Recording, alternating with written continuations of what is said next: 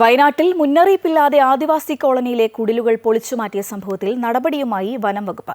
Section forest officer T കൃഷ്ണനെ അന്വേഷണ വിധേയമായി സസ്പെൻഡ് ചെയ്തു. സംഭവത്തിൽ സംസ്ഥാന മനുഷ്യാവകാശ കമ്മീഷൻ സ്വമേധയാ കേസെടുത്തു.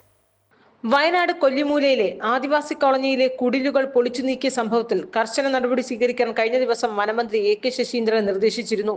വന്യജീവി സങ്കേതത്തിന്റെ ഭാഗമായ തോൽപ്പെട്ടി റേഞ്ചിലെ ബേഗൂർ കൊല്ലിമൂല പണിയ ഉന്നതിയിലെ 3 കുടുംബങ്ങൾ വർഷങ്ങളായി താമസിച്ചു വരുന്ന കുടിലുകളാണ് വനംവകുപ്പ് പൊളിച്ചുമാറ്റിയത്.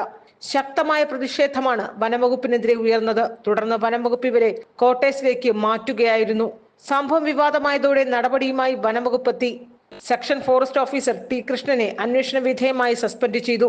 ദക്ഷിണ മേഖല ചീഫ് ഫോറസ്റ്റ് കൺസർവേറ്റർ കെ.എസ്. ദീപയാണ് നടപടി സ്വീകരിച്ചത്. വനംവകുപ്പിന്റെ നടപടിക്കെതിരെ മന്ത്രി ഒ.ആർ. കേളുവും രംഗത്ത് വന്നിരുന്നു. ഫോറസ്റ്റ് ഉദ്യോഗസ്ഥരുടെ നടപടി തെറ്റാണെന്നും പരസ്പരം ആലോചിക്കാതെയാണ് ഉദ്യോഗസ്ഥർ ചെയ്തതെന്നും മന്ത്രി വിമർശിച്ചു. പൊളിച്ച സ്ഥലത്ത് തന്നെ വീടുകൾ കെട്ടിക്കൊടുക്കാനും മന്ത്രി നിർദ്ദേശിച്ചു. സംഭവത്തിൽ സംസ്ഥാന മനുഷ്യാവകാശ കമ്മീഷനും സ്വമേധയാ കേസെടുത്തു. മാനന്തവാടി DFOയും ജില്ലാ കളക്ടറും 15 ദിവസത്തിനകം റിപ്പോർട്ട് സമർപ്പിക്കണമെന്ന് കമ്മീഷൻ നിർദ്ദേശിച്ചു. അമൃത ന്യൂസ്, തിരുവനന്തപുരം.